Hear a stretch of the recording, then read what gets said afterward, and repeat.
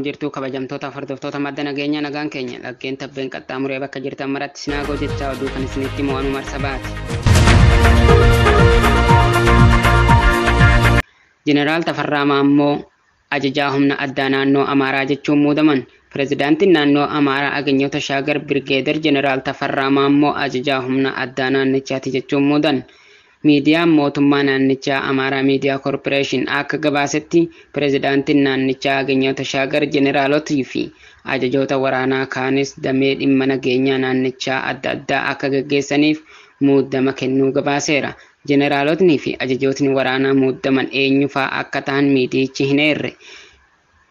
Birgeeder Jeneraal Tafarraa Maammoo hamma ajjechaa pireezidaantii naannichaa fi qondaalota olaanoo kana irratti waxabajjii bara 2019 raawwateen shakkamee qondaalota kaan 52 waliin to'annoo jala oolutti humna addaa naannichaa gaggeessaa ture. Yeroo sanitti Oromoota Walloo fi uummata qimaanti gocha hamaa fi saalfachiisaa akkaan suukanneessaa irratti Asaminoo Tsiggee waliin hojjetaa turuun ni yaadatama. Muddee 19 bara 2019 ammoo himanni hundi Birgeeder Jeneraal Tafarraa Maammoo Koloneel Alaabel Amaaree, Koloneel Bihamalaak Tasaffaa fi Komaander Geetinaat Shifarraa irratti dhiyaate akka hafu murtaa'uu himatichi akka adda citu abbaa alangaa naannichaa murtaa'e. Shakkamtoonni kun ammas aangoo irratti deebi'uun sabaaf sablammii naannoo Amaaraa kee jiraataniif akkaan ulfaata fi yaaddoo uumuu danda'a.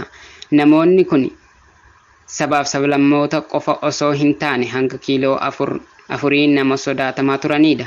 Uummanni keenya of eeggannoo fi guyyaa guyyaa irraa humna isaa fi naannoo isaa to'atuu akka qabu ergaan darbee jira.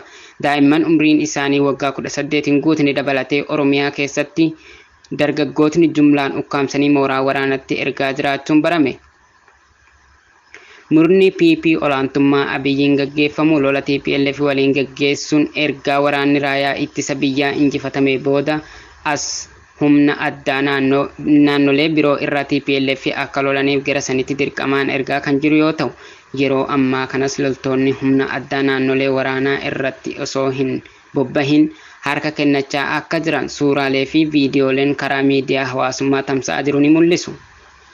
Torbaan darbe keessa loltoonni humna addaa Oromiyaa baay'inni isaanii 10,000 tahan lola daangaa babal'ifannaa naannoo Amaaraa fi naannoo Tigraay gidduutti gaggeeffamu irratti naannoo Amaaraa deeggaranii humnoota waraanaa Tigraayin loluuf karaa Affaar gara Asaanaa imalaa hedduu isaanii wareegamuu fi dhibbootaan lakkaa'aman booji'amuu harka TPLF jiru. Murni abbaa irree Abiyyi Ahmad lubbuu ilmaan hiyyeessatti kan qoosu yeroo ammaa kanas Oromiyaa keessatti ilmaan hiyyeessaa umriin isaanii waraanaaf hin geenye dabalatee dirqamaan gara leenjii waraanatti humnoota waraanaan ukkaamsanii qabanii bobbaasaa akka jiran maddeen keenya Oromiyaa bakkoota adda addaa irraa nuuf gabaasaniiru.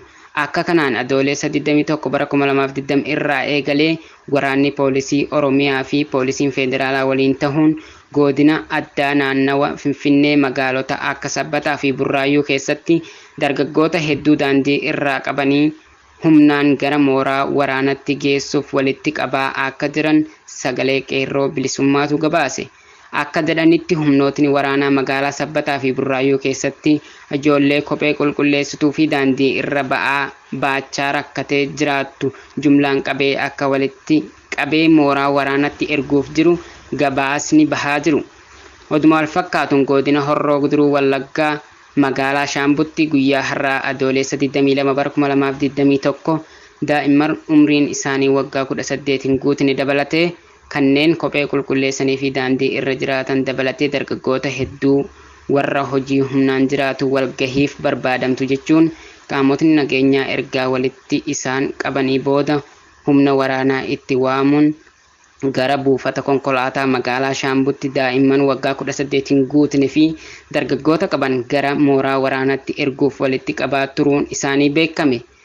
Firri dargaggoota humni waraanaa dirqamaan gara waraanatti erguuf walitti qabamanii jiran dhagahanii gara buufata konkolaataa bakka ijoollee walitti qabanii jiranitti deemanii ilmaan isaanii lakkisiifachuuf yaalii godhan humni waraanaa naannicha jiru aara imimaanessu maatii dargaggootatti lakkisuun reebicha irraan gahuun akka isaan ari'e sagaleen qeerroo bilisummaa gabaaseera. Oduu dabalataan kibba baha Oromiyaa godina baha Baalee aanaa Gindhir ganda Daaloo Sabrootti nama deeggarsa waraana hin kennu jedhee ummata jumlaan hidhatti guuraa kan jiran yoo ta'u, gama biraan immoo qeerroo naannichaa hojii isiniif kennina jechuun ergaa walitti qabanii booda humnaan guuranii mooraa waraanatti erguun waraana walitti qabanii ergaa akka jiran beekameera. Shawaa bahaa ona Adaamii Tulluu magaalaa Baatuttis haaluma wal fakkaatuun dargaggoota hojii humnaa hojjetuuf hojii barbaachaa magaalaa keessa dhaabbatan walitti qabuun gara mooraa waraanatti geessaa jiraachuun gabaafame. Dargaggootni hojii dhaboon maqaa hojii isiniif kennina jedhuun bakkoota hundatti walitti qabanii jumlaan mooraa waraanatti erguuf akka qophii irra jiranii fi ajajni kun adoolessa 20/2021 akka Abiyyi irraa gara kaabinootatti darbe beekamee jira. Hoogganaan humna addaa naannoo Beenshaangul Gumuz duraanii obbo Faradee Boojii jedhaman riphee loltootaan ajjeefamuun isaanii himame. Hoogganaan waraanaa kun jaarsummaa gara naannoo Beenshaangul Gumuz aanaa Odaa Bildigilduu jedhamutti socho'ee eegdota isaa waliin riphee loltoota Gumuziin ajjeefamee jedhame. Naannichatti riphee loltoonni godina Kamaashii dabalatee bakkoota hedduutti waraanan akka to'ataman gabaafamaa jira. Egaa daawwattoota keenya kabajamoo fi jaalatamoo oduun har'aaf qabanne kan hangammaatti daawwattanidha. Oduu dubbisuun kan isin faana ture Anumar Sabaati. Gama ogummaa teeknikaa fi gulaallii suq-sagaleetiin kan nu faana ture Muyee Callaadha. Hanga qophii birootiin walitti deebinutti fayyaa ta'a. Oduu biyya alaa keessaa immoo Ameerikaan waliigaltee Jaarmanii waliin taasifame kun kan Raashiyaa akka ujummoo boba'aa Nord Stream 2 biyyoota Awurooppaa irratti akka meeshaa siyaasaatti hin fayyadamneef dhorkuudha jette. Sararri ujummoo boba'aa lafa galaana Baaltikii jala darbuu fi dheerina kiiloomeetira 1230 xumuramuuf kan jiru yoo ta'u, ergii boba'aa Raashiyaa gara Jaarmanitti taasiftu kan dachaan ol guddisu jedhameera. Qondaalli Ameerikaa Viiktooriyaa Niwuulaand sarara ujummoo badaa garuu ammoo waliigaltichi Mooskoon kan Yukireeniin maqaa balleessitu yoo ta'e kan adabuudha jedhe. Yukireen gama isheetis sararri ujummoo kan nageenya isheetiif yaaddoo ta'uu himte. Biyyattiinis erga bara 2014 kaasuun fottaquu ishee Raashiyaan deeggaraman waraanaa jirti. Raashiyaan ammoo odola Kiriimiyaa Yukireen irraa kan fudhatte bara 2014tti. Yukireen ujummichi guutumatti hojii kan eegalu yoo ta'e Raashiyaan weerarti sodaa jedhu qabdi. Kana malees Yukireen kaffaltii daddabarsuu boba'aa doolaara biliyoona 3 ta'u dhaabdi. Poolaandis ujummoo galaana Baaltik jalaan Raashiyaa irraa Jaarman keessaa hanga Luumiin deemu mormaa jirti. Poolaandi piroojeektiin doolaara biliyoona 10 kan nageenya jiddugalaa fi baha Awurooppaaf balaadha jetti. Raashiyaan garuu kana haaluun piroojeektichi qaamolee keessatti hirmaatan hunda kan fayyaduudha jetti. Haaluma waliigaltee Ameerikaa fi Jaarmanitti Yukireen teknooloojii anniisaa magariisaatiif doolaara miliyoona 50 argatti. Akkasumas hanga bara 2014ttis wabii ujummoo boba'aatiif kanfaltii kan argatu ta'uu FFP'n gabaaseera. Caamsaa darbe bulchiinsi Joo Baayideniin miseensa seera tumtoota Riippaabilikaanotaa irraa mormii olaanaa mudatulleen qoqqobbiin dhaabbata piroojeektichaa ijaaraa jiru irra kaa'ame kaaseera. Ijaarsa piroojeektii Nord Stream 2 jedhamuun beekamu kanas hoogganamaa kan jiru dhaabbata Vilaadimeer Puutiin waliin walitti dhufeenya qabu ta'uutu himama. Bulchiinsi Joo Baayiden murtee kanarra kan ga'e erga waajjirri dhimmoota hajaa alaa Ameerikaa Koongireesiif dhiyeesseen booda ture. Qoqqobbii dhaabbata piroojeektoota gaggeessaa ture irraa kaa'ame dantii biyyaalessaa Ameerikaa eegsisuuf jecha kaasuun ibsuun isaanii ni yaadatama.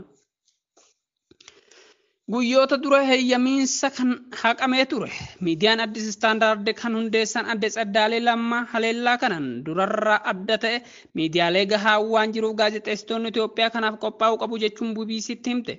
Kana dura miidiyaaleen mirga isaaniif mootummaa wajjin falmataa turuu eeruun amma haalli sun geeddarameera jedhan. Keessattuu marsariitiiwwan irratti bal'inaan mul'ataa dhufeera jedhan. Mootummaan gara damee dhuunfaa irratti xiyyeeffachuun dhiibbaa qaqqabsiisuu akka isaan yaaddessee fi dhaabbachuu qabu dubbatan. Haleellaan kun namoota dhuunfaa dhaabbilee mootummaa waliin hariiroo qaban irraa arrabsoo fi doorsisa isaanirra qaqqabuu dabalata. Dhaamsi yeroo tokko ergamu maatii koollee kan sodaachisu ta'aa dhufeera jedhan. Gaazexeessitoonni ta'ii haaraa kanaaf qophaa'uu qaba ta'ii raawwachuun hin qabne garuu dhufaa jirudha. Waan ta'aa jiru waan kanaadha jetti. Qondaalli mootummaa tokko nama harma haadha ofii ciniine wayita jedhu deeggartoonni mootummaa kumaatamatti lakkaaman haala wal fakkaatu simatu. Miidiyaa haleellaa akkasiirraa ittisu kun baratamuu qabaa jedhan. Barattoonni shamarranii Zimbaabuwee qoricha ulfa dhorku fudhachuun akka isaaniif eeyyamamu gaafatame. Zimbaabuweetti lakkoofsi shamarran ganna 18 gadi garaatti hafuu yookaan ulfaa'uun dabalaan gareewwan mirga dubartootaaf falman barattoonni kunneen eeyyama maatii malee qoricha ulfaa dhorku argachuu qabu jechuun gaafachaa jiru. Filooraansi Muutaakee garee Shaamrii Yeemwaannaasiinaa irraa yaada isaanii kana pirezidaantiin itti aanaa biyyattii akka hin fudhanne himte. Miseensota paarlaamaa muraasattu dhimma kana mariif dhiyeessee ture. Haa ta'u malee dhimma kun furamuu qabaa jetti. Yeroo weerara kooroonaa vaayirasii qofa shamarran 5,000 olitti ulfaa'e. Kana keessaa 2,000 kan ta'an umriin isaanii ganna 16 gadiidha jette. Maneetti barnootaa tatamsa'ina kooroonaa vaayirasii hir'isuuf jecha cufamanii turan. Filooraansi shamarreen kunneen saalqunnamtii ulfaan barbaachifneef isaan saaxiluu barachaa bahanii jette. Shamarran baay'een hojii malee manatti dabarsaa jirus jette.